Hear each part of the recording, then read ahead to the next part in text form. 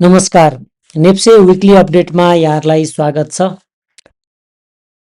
March 22 देखि 28 तारिकसम्म नेप्सेले एउटा सकारात्मक हप्ता सकायो।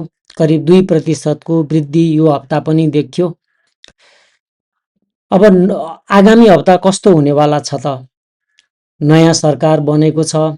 यो राजनीतिक स्थिरता, अर्थतन्त्रकै कोल्टे फेर्ने सङ्केत सँगसँगै लगानीकर्ता थप उत्साहित भएको हामी विगत 1 महिनादेखि नै बजार एउटा ट्रेन्डिङ फेजमा छ।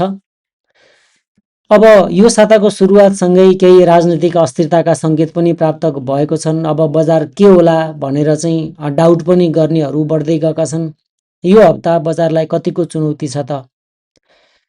यो विषयमा हामी छलफल गर्नेछौँ आजको यो भिडियोको विषयवस्तु पहिला सुरुमा त विकली मार्केटको समरी देखाउँछु, त्यसपछि नेप्से सब इन्डेक्सहरूको पर्फर्मेन्स पनि देखाउँछु। टप गेनर र लुजरहरू के रहेका छन् त यो हप्ताको, त्यो top broker, top buying from top broker, top selling from top broker, net होल्डिङको अवस्था, अनि मैले लास्ट विकमा जारी गरेको वाच लिस्टहरूको समीक्षा, त्यस्तै नेप्सेको आगामी मुभबारे विश्लेषण, यो हप्ता कुन कुन स्टकहरूलाई चाहिँ वाच लिस्टमा राख्न सकिन्छ भन्ने कुरा, अनि सार्वजनिक मिडियामा प्रकाशित विभिन्न समाचारहरूको पनि म एनालिसिस चाहिँ गर्नेछु। पहिला सुरुमा चाहिँ बेसिक चेन्जकै कुरा गरौँ। बेसिक चेन्ज के भयो त भन्ने कुरा, नेप्से करिब 2.5% बढेको छ। गत हप्ता 2877बाट इन्ड भएको बजार यो हप्ताको इन्डमा 2950 पुग्यो। बजारमा टोटल टर्नओभर यदि हेर्नुहुन्छ भने 10% बढेको पनि छ। अनि भोल्युमको एभरेज भोल्युममा चाहिँ सामान्य गिरावट भएको देख्न सकिन्छ। टोटल ट्रेडेड सेयरमा चाहिँ टोटल ट्रान्जेक्सन 17% वृद्धि, अनि टोटल स्क्रिप्ट्सहरू उस्तै नै छ। टोटल मार्केट क्याप 2.73ले बढेको छ। यो बेसिक चेन्जको कुरा भयो। अब नेप्सेको सब इन्डेक्सहरूको पर्फर्मेन्स हेर्नुहुन्छ भने ट्रेडिङ इन्डेक्सले 8% को वृद्धि हासिल गरेको छ। म्यानुफ्याक्चर एन्ड प्रोसेसिङमा 6% को वृद्धि देखिएको छ। हाइड्रो पावरमा 4% को वृद्धि छ।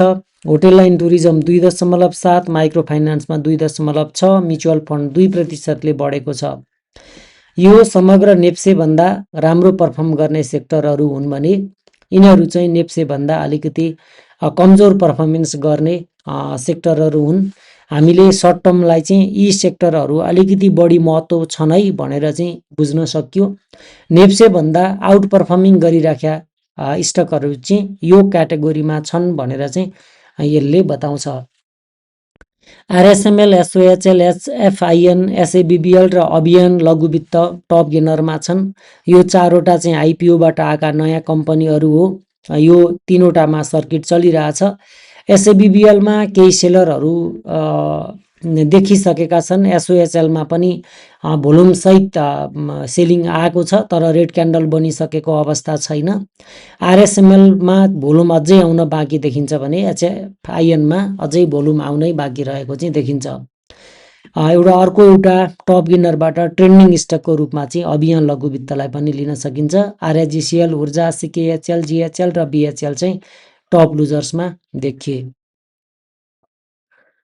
अब टप बाइङ ब्रोकरहरू चाहिँ हेर्नुहुन्छ भने 58, 34, 42, 45, 49, अनि त्यसपछि 44, 48, 17, 57, 38 यो टप बाइङ ब्रोकर हो भने टप सेलिङ ब्रोकरहरूमा चाहिँ 58, 34, 42, 49, 48, 45, 44, 57, 38 र 17 रहेका छन्।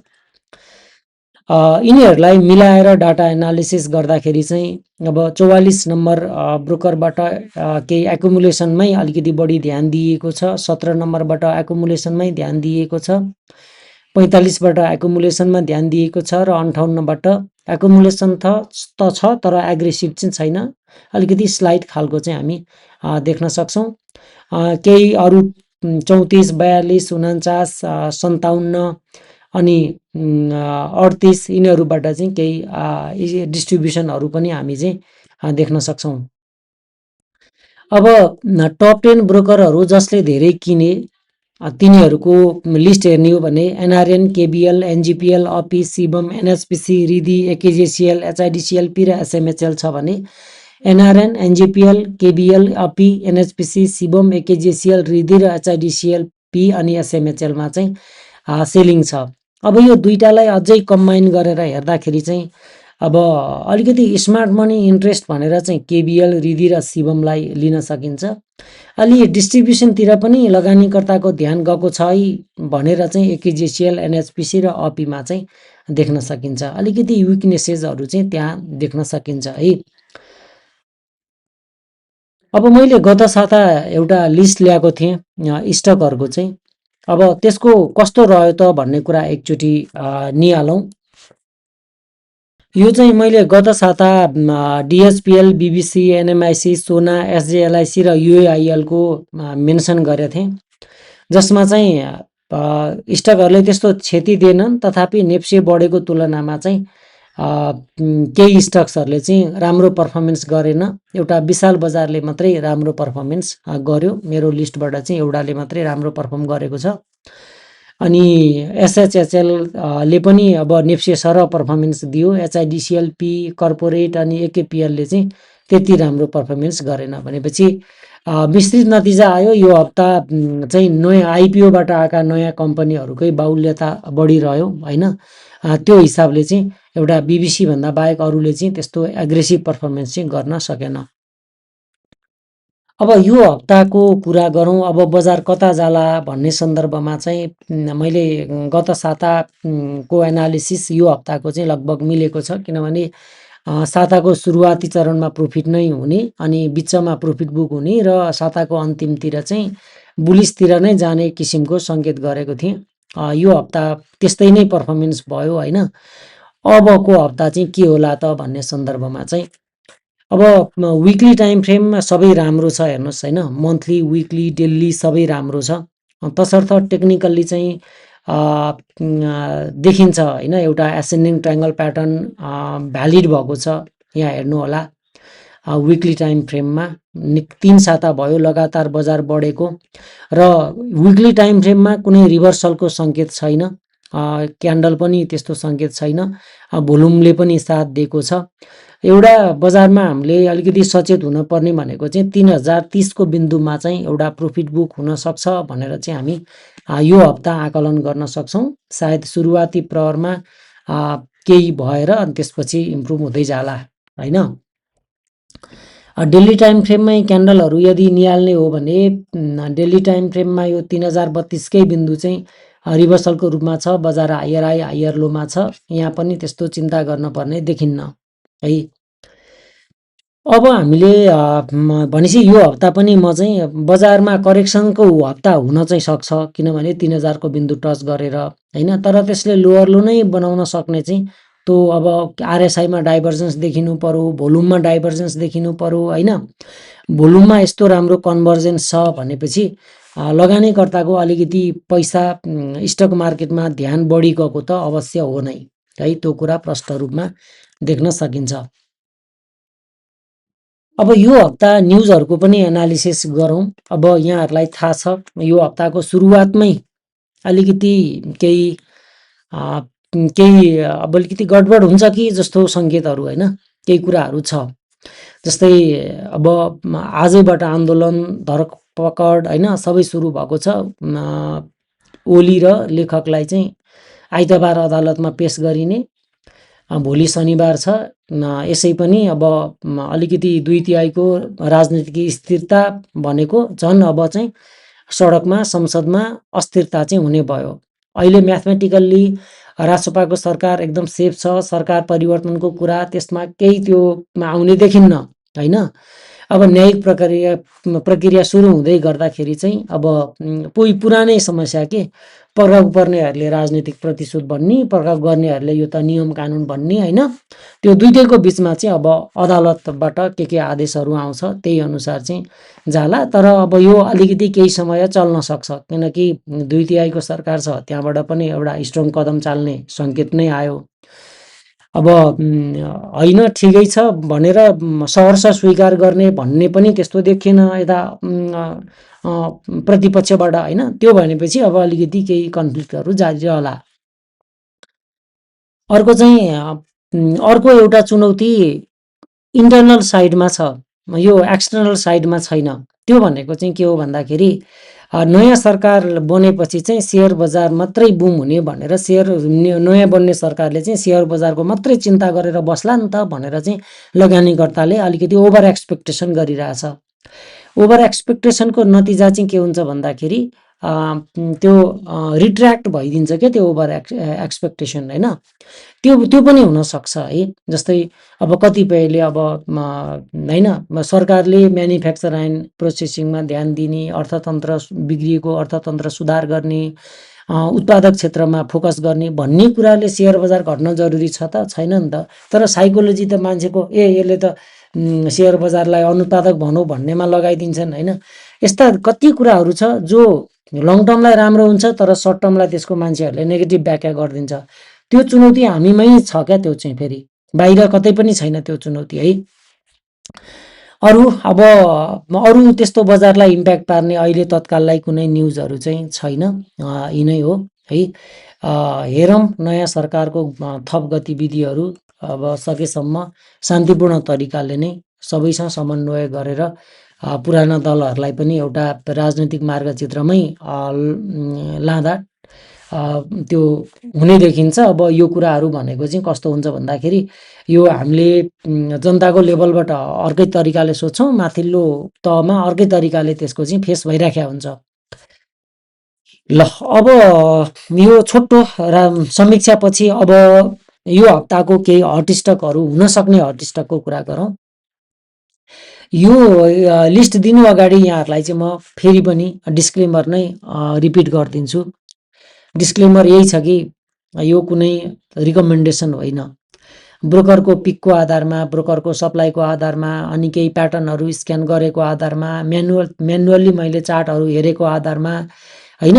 एउटा अब 300वटा कम्पनीमध्ये 300 नैवटा त मैले हेर्न पनि भ्याउँदैन होइन। अब फ्लोटसिट एनालिसिसबाट केही लिन्छु, त्यसको चार्टहरू हेर्छु। ज्यादा ओभरबट भएको पनि म हेर्दिनँ, ज्यादै घट्दाको पनि हेर्दिनँ। घटेर ठ्याक्कै ब्रेकआउटहरू भएको ओरेको अनि ब्रोकर इन्ट्रेस्टहरू पनि ज्यादा ध्यान गएको चाहिँ अलिकति हेर्ने गरे हुन्छु।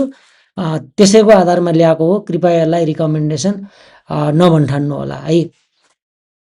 र मैले यो जुन पर्सपेक्टिभबाट लिइराखेको छु, कतिपयले काम गर्छन् कतिपयले गर्दैनन्। यो हप्ता ज्यादातरले गरेनन् होइन।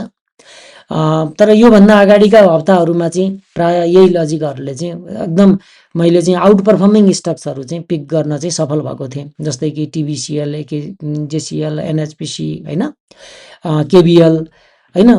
अब ती नै स्टकहरू अहिले पनि ट्रेन्डिङमा छन्। अब हामी यो हप्ताको नयाँ स्टकहरू चाहिँ मैले लिस्ट ल्याएको छु। एउटा चाहिँ शिवम छ, स्ट्रङ ब्रेकआउट छ, एकोमुलेसनमा लिडिङ ऱ्याङ्क छ टप ब्रोकरबाट, र मोडरेट खालको तपाईँले चाहिँ स्टप लस लगाउन सक्नुहुन्छ। चार्ट हेर्न सक्नुहुन्छ, यहाँबाट चाहिँ एउटा राम्रो ब्रेकआउट भएको छ।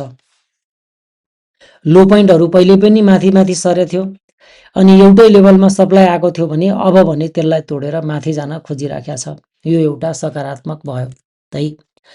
एउटा मोडरेट खालको स्टप लस राखेर, मतलब अलिकति झर्दैमा आत्तिने होइन, मोडरेट भन्न खोजेको चाहिँ त्यो हो। त्यसको आधारमा यसलाई वाच लिस्टमा राख्न सकिन्छ। अर्को छ तमोर। तमोर पनि एउटा ट्रेन्डिङमै आयो होइन, टप गेनरमा पनि आएको छ यो स्टक। यहाँबाट हेर्नुहुन्छ भने अब एउटा क्यान्डल चाहिँ नेगेटिभ बनेको छ। यो क्यान्डल जुन बनेको छ बिहिबार, यो नेगेटिभ क्यान्डल हो। यहाँबाट केही करेक्सन हुनसक्छ। त्यही करेक्सनमा हजुरले चाहिँ अब डबल बटम लागेको स्टक हो, डाउन ट्रेन्डलाई इन्ड गर्दै, हेड एन्ड सोल्डर प्याटर्नको इम्प्याक्टलाई इन्ड गर्दै बजार माथि जान खोजिराखेपछि यो अवश्य पनि हाम्रो चाहिँ लिस्टमा आइपर्छ होइन। यसमा अब मोडरेट खालको स्टप लसहरू राख्न पर्यो तपाईँले है। अर्को एनआइसी एसियालाई मैले राखेको छु। यो एनआइसी एसिया लामो समय थन्किएको कम्पनी हो होइन, नेगेटिभ थियो। अहिले भने निकै नै राम्रो रेसिस्टेन्स ब्रेक गरेको छ यसले होइन। अनि यहाँ पनि क्यान्डलहरू केही नेगेटिभ बने तापनि मैले चाहिँ यो सामान्य गिरावटमै टर्न सक्ने आकलन गरेको छु र यसले चाहिँ यो चाहिँ अब सर्ट टर्मलाई भन्दा पनि केही लङ टर्मलाई पनि कम्प्याटिबल स्टक हो है। यसलाई मिड टर्मको लागि पनि हेर्न सकिन्छ भने सर्ट टर्मको लागि पनि केही सहज भएको हो कि भन्ने देखिन्छ। मोडरेट खालको स्टप लस बिहेभ गर्दा हुन्छ। अर्को एचइआई भन्ने स्टक छ। एचइआईलाई चाहिँ मैले प्याटर्न स्क्यानको आधारमा हेरेको हो होइन। यसमा पनि राम्रो ब्रेकआउट भएको छ, हेर्नुहोस् त यो च्यानलै ब्रेकआउट भएको छ, यसमा च्यानल ब्रेकआउट भएको छ। यसबाट चाहिँ मैले केही राम्रो बढ्ने चाहिँ अपेक्षा गरेको छु। त्यस्तै एएनएलबी यो चाहिँ अलि हाई स्टप लसको महत्त्व एकदम हाई छ। लामो समयदेखि बुलिस भएको कम्पनी हो, नेप्से बियरिसमा हुँदा पनि। अब अहिले भने तपाईँले मैले चाहिँ यसमा अब बुलिस इन्गल्फिङ प्याटर्न बनेको छ। एउटा स्टप लसलाई चाहिँ यही क्यान्डलको मुनि अर्थात् 6412मा तपाईँले स्टप लस राखेर चाहिँ एकदम हाई रिक्स हाई गेनको स्ट्राटेजी चाहिँ यसमा लगाउन मिलो है। त्यस्तै अर्को चाहिँ विशाल बजार जुन यो हप्ता पनि केही ट्रेन्डिङमा छ भने भर्खरको हप्ता सुधार हुन थालेको छ। यो पनि अझै ट्रेन्ड कन्टिन्यू हुन्छ कि भन्ने आकलन छ। एनबिएल अनि श्वेत गङ्गा युपिसिएल जस्ता कम्पनीको पनि तपाईँले चार्ट फलो गर्न सक्नुहुन्छ। त्यस्तै होइन अब ट्रेन्ड कन्टिन्युएसन रिदीमा पनि हुनसक्छ होइन, केबिएलमा हुनसक्छ भन्ने कुरा चाहिँ हामी आकलन गर्न सक्छौँ। मैले यो भन्दै गर्दा फेरि पनि डिस्क्लेमर होइन, एनालिसिस कसरी गर्ने हो, कस्ता स्टक्सहरूलाई चाहिँ हामीले फलो गर्न सक्छौँ भन्ने हिसाबले मात्रै यो चाहिँ मैले ल्याएको हो है त। ल अब त्यस्तो एनालिसिसै गर्नुपर्ने न्युज छैन। नयाँ सरकारको अपर्च्युनिटी सँगसँगै लगानीकर्ताको ओभर एक्सपेक्टेसनको एउटा चुनौती मैले भनिहालेँ। अनि अर्को चाहिँ राजनीतिक केही अस्थिरताले यो हप्ता केही कन्फ्युजन क्रिएट हुनसक्छ, जसको असर चाहिँ तपाईँको सुरुवाती दिनहरूमै देखिन सक्छ है त। यति भन्दै आजको यो भिडियो टुङ्ग्याएँ। अर्को भिडियोमा फेरि भेट्छु। धन्यवाद।